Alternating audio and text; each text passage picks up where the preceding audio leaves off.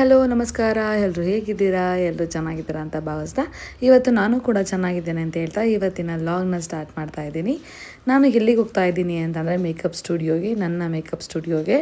ಯಾಕೆ ಅಂದರೆ ನನಗೆ ಇವತ್ತು ಮೇಕಪ್ ಶೂಟ್ ಪ್ಲ್ಯಾನ್ ಮಾಡಿದ್ದೆ, ಸೊ ಹಾಗಾಗಿ ಸ್ಟುಡಿಯೋಗೆ ಹೊರಟಿದ್ದೀನಿ. ನನ್ನ ಹಸ್ಬೆಂಡ್ ಕೂಡ ನನಗೆ ಡ್ರಾಪ್ ಮಾಡಿ ಬೈಕ್ನ ತರ್ತಿದ್ದಾರೆ, ಯಾಕೆಂದರೆ ಸ್ಕೂಟಿ ನಮ್ಮ ಮನೇಲಿ ಒಂದೇ ಇರೋದು.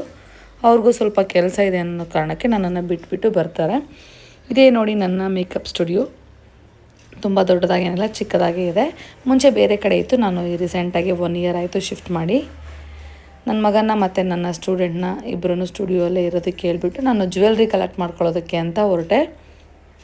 ಮಾಡಲ್ ಕೂಡ ಫೋನ್ ಮಾಡ್ತಾಯಿದ್ರು, ಅವ್ರಿಗೆ ನಾನು ಅಡ್ರೆಸ್ ಲೊಕೇಶನ್ನ ಕಳಿಸ್ಬಿಟ್ಟು ಜ್ಯುವೆಲ್ರಿ ತರೋದಕ್ಕೆ ಬಂದಿದ್ದೆ.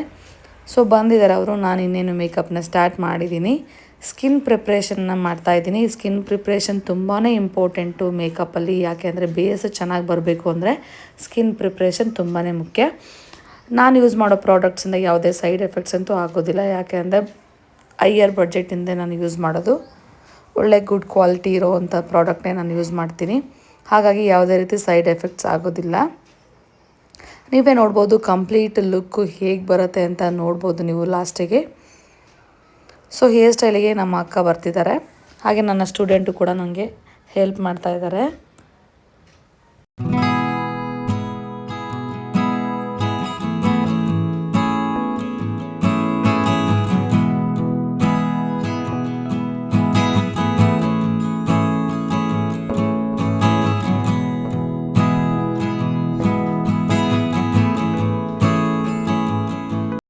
ಸ್ಕಿನ್ ಪ್ರಿಪ್ರೇಷನ್ನ ಮುಗಿದ ತಕ್ಷಣ ನೆಕ್ಸ್ಟ್ ಬರೋ ಪ್ರೋಸೆಸ್ಸೇ ಫೌಂಡೇಶನ್ ಅಪ್ಲಿಕೇಶನ್. ಸೊ ನಾನು ಫೌಂಡೇಶನ್ ಬಂದುಬಿಟ್ಟು ನಾನು ತಿಕ್ಕಿರೋ ಫೌಂಡೇಶನ್ ಹುಡಾ ಬ್ಯೂಟಿನ ಯೂಸ್ ಮಾಡ್ತಾಯಿದ್ದೀನಿ. ಯಾಕೆ ಅಂದರೆ ಅವ್ರದ್ದು ಆಯಿಲಿ ಸ್ಕಿನ್ನು ಮತ್ತು ಸ್ವಲ್ಪ ಪಿಂಪಲ್ ಮಾರ್ಕ್ ಇರೋದ್ರಿಂದ ಹೈಲಿ ಕವರೇಜ್ ಬೇಕು ಅನ್ನೋ ಕಾರಣಕ್ಕೆ ನಾನು ಹುಡಾ ಬ್ಯೂಟಿ ಬ್ರ್ಯಾಂಡ್ನ ಯೂಸ್ ಮಾಡ್ತಾಯಿದ್ದೀನಿ. ಶೇಡ್ ಯಾವುದು ಅಂತ ನೀವು ಕೇಳ್ಬೋದು. ಶೇಡ್ ಬಂದುಬಿಟ್ಟು toasted coconut. One of my favourite foundation ಅಂತಲೇ ಹೇಳ್ಬೋದು. ನಾನು ತುಂಬ ಪಿಗ್ಮೆಂಟೇಷನ್ನು ಮಾರ್ಕ್ ಇರೋರಿಗೆ ಮತ್ತು ಆಯಿಲಿ ಸ್ಕಿನ್ನವರಿಗೆ ಸ್ವಲ್ಪ ಹುಡಾ ಬ್ಯೂಟಿ ಯೂಸ್ ಮಾಡ್ತೀನಿ.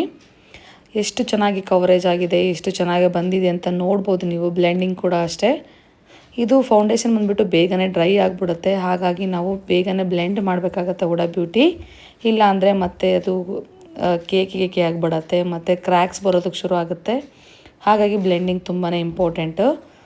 ಅಪ್ಲಿಕೇಶನ್ ಆದ ತಕ್ಷಣ ನೆಕ್ಸ್ಟ್ ಬ್ಲೆಂಡಿಂಗ್ ಮಾಡಬೇಕು. ನಾನಿಲ್ಲಿ ಬ್ರಷಸ್ನ ಯೂಸ್ ಮಾಡಿ ಮೇಕಪ್ನ ಮಾಡ್ತಾಯಿದ್ದೀನಿ. ಫೌಂಡೇಶನ್ ಆದ ತಕ್ಷಣ ನಾನು ಲಿಕ್ವಿಡ್ ಹೈಲೈಟರ್ನ ಯೂಸ್ ಮಾಡ್ತೀನಿ. ಅದು ಆದ ತಕ್ಷಣ ನಾನು ಪೌಡರ್ ಮತ್ತು blush, high makeup, eyebrow definer ಪ್ರತಿಯೊಂದು ನಾನು ಮಾಡ್ತಾಯಿರ್ತೀನಿ. ನಮ್ಮ ಅಕ್ಕ ಬಂದುಬಿಟ್ಟು ನನಗೆ ಹೇರ್ ಸ್ಟೈಲ್ಗೆ ಹೆಲ್ಪ್ ಮಾಡ್ತಾರೆ. ಹಾಗೆ ನನ್ನ ಸ್ಟೂಡೆಂಟ್ ಕೂಡ ನೋಡ್ಕೋತಾ ಇದ್ದಾರೆ ಲುಕ್ ಹೇಗೆ ಬರುತ್ತೆ, ಹೇಗೆ ಮಾಡಬೇಕು ಅನ್ನೋದನ್ನು. ಈಗ ನಾನು ಲ್ಯಾಶಸ್ ಅಪ್ಲಿಕೇಶನ್ನ ಮಾಡ್ತಾಯಿದ್ದೀನಿ.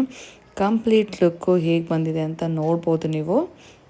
ಫೈನಲ್ ಒಂದು ಸ್ವಲ್ಪ ನಾನು ಪೌಡರ್ ಟಚಪ್ನ ಕೊಡ್ತಾಯಿದ್ದೀನಿ, ಯಾಕಂದರೆ ಸ್ವಲ್ಪ ಸ್ವೆಟ್ ಏನಾದರೂ ಆಗಿದ್ರೆ ಅವಾಯ್ಡ್ ಆಗಲಿ. ಯಾಕೆಂದರೆ ಫೋಟೋಶೂಟ್ಗೆ ಹೋಗ್ತಾಯಿದ್ದೀವಿ, ಹೋಗೋಕ್ಕೆ ಮುಂಚೆ ನಾವು ಸ್ವಲ್ಪ ಕರೆಕ್ಷನ್ಸ್ ಮಾಡ್ಕೋಬೇಕಲ್ಲ. ಹಾಗಾಗಿ ನೋಡಿ ಎಷ್ಟು ಸಖತ್ತಾಗಿ ಬಂದಿದೆ ಲುಕ್ಕು. ನಿಮಗೂ ಕೂಡ ಇಷ್ಟ ಆಗಿದ್ರೆ ನಿಮ್ಮ ಬಿಗ್ ಡೇಗೆ ನನ್ನನ್ನು ಬುಕ್ನ ಮಾಡ್ಕೊಳೋದಾದರೆ ಮೇಕಪ್ನ, ಸೊ ನೀವು DM ಮಾಡ್ಬೋದು. ನನ್ನ ಕಾಂಟ್ಯಾಕ್ಟ್ ನಂಬರು ಕೂಡ ನಾನಿಲ್ಲಿ ಮೆನ್ಷನ್ ಮಾಡಿದ್ದೀನಿ. ಹೇರ್ ಸ್ಟೈಲ್ ಹೇಗೆ ಬಂದಿದೆ ನೋಡ್ಬೋದು. ಈಗ ನಾನು ಒಂದು ಶೂಟ್ನ ಮಾಡಿಸೋದಕ್ಕೆ ನಮ್ಮ ಸ್ಟುಡಿಯೋ ನಿಯರೇ ಒಂದು ಪಾರ್ಕ್ ಇತ್ತು. ಸೊ ಗ್ರೀನರಿ ಪ್ಲೇಸ್ ಇರೋದ್ರಿಂದ ಅಲ್ಲೇ ಹೋಗಿ ಶೂಟ್ ಮಾಡಿದ್ವಿ. ಇವರು ನಮ್ಮ ಫೋಟೋಗ್ರಾಫರ್. ಈಗ ನಾನು ಸ್ಟುಡಿಯೋಗೆ ರಿಟರ್ನ್ ಬಂದುಬಿಟ್ಟು ಡ್ರೆಸ್ ಎಲ್ಲ ಚೇಂಜ್ ಮಾಡಿ ಅವ್ರ ಮಾಡಲ್ನ ಕಳಿಸ್ಬಿಟ್ಟು ನಾನು ಕೂಡ ಮನೆಗೆ ಓಡೋಣ ಅಂತ ಹೊರಟೆ. ಯಾಕೆಂದರೆ ತುಂಬಾ ಹಸುವಾಗಿತ್ತು. ಬೆಳಗ್ಗೆ ಟಿಫನ್ ಮಾಡಿದ್ದು, ಮಧ್ಯಾಹ್ನ ತಿಂದಿರಲಿಲ್ಲ.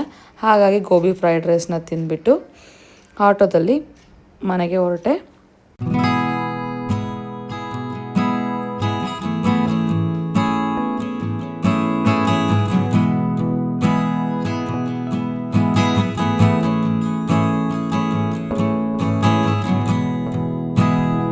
ನನ್ನ ಹಸ್ಬೆಂಡು ಟೆರಸ್ ಮೇಲೆ ನನ್ನ ಮಕ್ಕಳನ್ನ ಆಟ ಆಡಿಸ್ತಾಯಿದ್ರು. ಸೊ ನಾನು ಬಂದಾಗ ಕೆಳಗಡೆ ಬಂದರು. ಸ್ವಲ್ಪ ಹೊತ್ತು ರೆಸ್ಟ್ ಮಾಡಿ ಮತ್ತೆ ನಾನು ಈವ್ನಿಂಗ್ ಶಾಪಿಂಗ್ ಮಾಡೋದಿತ್ತು. ಹಾಗಾಗಿ ಮತ್ತೆ ಈವ್ನಿಂಗ್ ನಾವು ಹೊರಟ್ವಿ. ಯಾಕೆ ಅಂದರೆ ಗೋಲ್ಡ್ ತೊಗೊಳೋದಿತ್ತು. ನಮ್ಮ ಅಣ್ಣನ ಮಗಂದು ನಾಮಕರಣ ಇತ್ತಲ್ವ, ಸೊ ಪಾಪಗೆ ಏನಾದರೂ ಗಿಫ್ಟ್ ತೊಗೋಬೇಕು ಅಂತಂದ್ಬಿಟ್ಟು ನಾವು ಗೋಲ್ಡ್ ಶಾಪಿಗೆ ಹೋಗಿದ್ವಿ. ಹಾಗೆ ಶಾಪಿಂಗ್ ಎಲ್ಲ ಮುಗಿಸ್ಕೊಂಡು ಇನ್ನೇನು ಡಿನ್ನರ್ ಟೈಮ್ ಆಗಿತ್ತಲ್ವ, ಡಿನ್ನರ್ನ ಮಾಡೋಣ ಅಂತಂದ್ಬಿಟ್ಟು ನಮ್ಮ ಮನೆಯವರು ನನ್ನ ಪಂಜುರ್ಲಿಗೆ ಕರ್ಕೊಂಡೋಗಿದ್ರು. ಹೋಟೆಲ್ ಪಂಜುರ್ಲಿಗೆ ಹೋದ್ವಿ. ಇಂಟೀರಿಯರು ಮತ್ತು ಔಟ್ಲುಕ್ ಎಲ್ಲ ತುಂಬಾ ಚೆನ್ನಾಗಿದೆ. ಪಂಚುರ್ಲಿಲಿ ಅದೇ ಸ್ಪೆಷಲ್. ನೋಡಿದರೆ ತುಂಬ ಆ್ಯಂಬಿಯನ್ಸ್ ತುಂಬಾ ಇಷ್ಟ ಆಗುತ್ತೆ, ಯಾರಿಗಾದರೂ ತುಂಬಾ ಇಷ್ಟ ಆಗುತ್ತೆ. ಟೇಸ್ಟು ಪರವಾಗಿಲ್ಲ ಇರುತ್ತೆ ಒಂದು ರೇಂಜಿಗೆ. ನನಗಂತೂ ಹಸಿವಿಲ್ಲ, ಯಾಕೆ ಅಂದರೆ ನಾನು ಈವ್ನಿಂಗ್ 4 o'clock ನಾನು ಗೋಬಿ ಫ್ರೈಡ್ ರೈಸ್ ತಿಂದಿದ್ದು. ಹಾಗಾಗಿ ನನಗೆ ಊಟ ಮಾಡಬೇಕು ಅಂತ ಅನ್ನಿಸ್ಲಿಲ್ಲ. ಸೊ ನನಗೇನು ಬೇಡ ಅಂತ ಅಂದೆ ನಾನು. ನಮ್ಮನೆಯವರು ಪನ್ನೀರ್ ಸೆಟ್ ಏನಾದರೂ ತಗೋ, ನಾನು ಬಿರಿಯಾನಿ ತಿಂತೀನಿ ಅಂತಂದರು. ಸೊ ಓಕೆ ಆರ್ಡ್ರ್ ಮಾಡು ಅಂತ ಅಂದೆ. ಫಿಶ್ ಫ್ರೈನೂ ಕೂಡ ಅವರು ಆರ್ಡ್ರ್ ಮಾಡಿದರು. ನಾನು ಮಾತ್ರ ಶನಿವಾರ ನಾನ್ ವೆಜ್ ಮಾತ್ರ ತಿನ್ನೋದಿಲ್ಲ, ಶನಿವಾರ ಮತ್ತು ಗುರುವಾರ. ಹಾಗಾಗಿ ನಾನು ಪನ್ನೀರ್ ಸೈಟನ್ನು ತಿಂದೆ. ಅದರಲ್ಲಿ ನನ್ನ ಮಗ ಕಾಟ ಮಾಡ್ತಾಯಿದ್ದ ತುಂಬಾ. ನಮಗಂತೂ ಮಕ್ಳು ಕರ್ಕೊಂಡು ಯಾವ ಹೋಟೆಲ್ಗೂ ಹೊರಗಡೆ ಹೋಗೋದಕ್ಕೂ ತುಂಬಾ ಕಷ್ಟ. ಅದರಲ್ಲಿ ನನ್ನ ಚಿಕ್ಕ ಮಗ ಮಾಡೋ ತರಲೆಗಂತೂ ನಮಗೆ ಬೇಜಾರಾಗೋಗ್ಬಿಡುತ್ತೆ ಹೊರಗಡೆ ಹೋಗೋದಕ್ಕೆ. ಆಮೇಲೆ ಊಟ ಎಲ್ಲ ಮುಗಿಸ್ಕೊಂಡು ಇನ್ನೇನು ಮುಗೀತು, ನಾವು ಡಿನ್ನರ್ ಮುಗಿಸ್ಕೊಂಡು ಮನೆಗೆ ಹೊರಟ್ವಿ. ಇಲ್ಲಿ ನಾನು ವ್ಲಾಗ್ ಇವತ್ತಿಗೆ ಮುಗಿಸ್ತಾ ಇದ್ದೀನಿ. ನಿಮಗೂ ಕೂಡ ಇಷ್ಟ ಆಗಿದರೆ ಲೈಕ್ ಮಾಡಿ, ಕಮೆಂಟ್ ಮಾಡಿ, ಶೇರ್ ಮಾಡಿ ಅಂತ ಹೇಳ್ತಾ ಥ್ಯಾಂಕ್ ಯು ಫಾರ್ ವಾಚಿಂಗ್.